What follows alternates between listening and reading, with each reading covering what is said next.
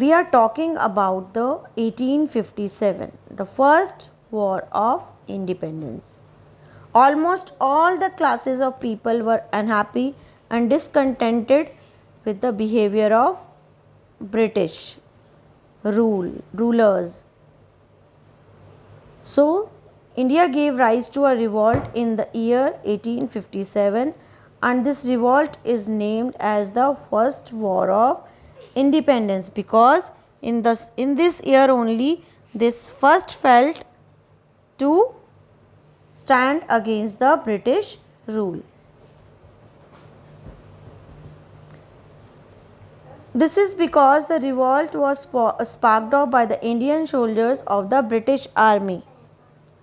The Indian soldiers were humiliated as there was marked discrimination and disparity in the salary and stations of Indian and the European soldiers. The immediate cause was the use of grease cartilages. These cartilages had animal fat and had to be bitten off before being loaded. And it has animal fat, so both Hindus and Muslims said no for this and they started revolting against British rule. They were joined by a number of leaders from different parts of India. So many leaders came forward to revolt. Bahadur Shah Zafar.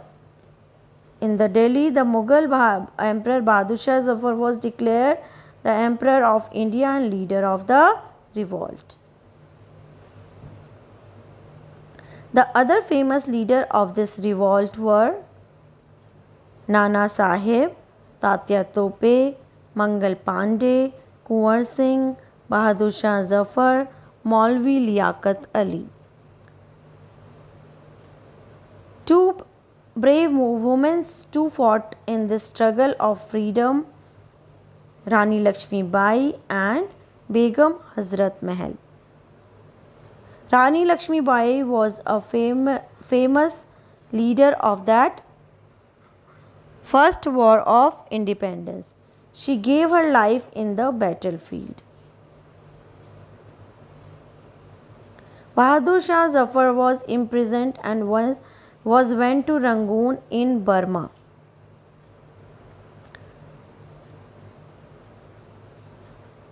It ended the rule of East India Company. The British government took complete and direct control of the administration of India. This is the first time when India is under the one government, that is the British government. The Governor General of India was made the Viceroy. The Indian princes were permitted to rule their territories but under the British. So it was a turning point for India that all the control was in the hand of the British government. The revolt of 1857 was also called the Sepoy Mutiny because the soldiers in British Army started this revolt. The seed of discontent continued to grow.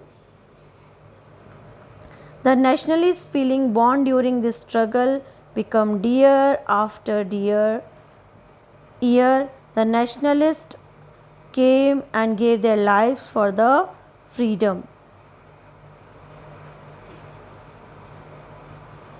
This feeling inspired the Indian to finally succeed in overthrowing the foreign rule in 1947.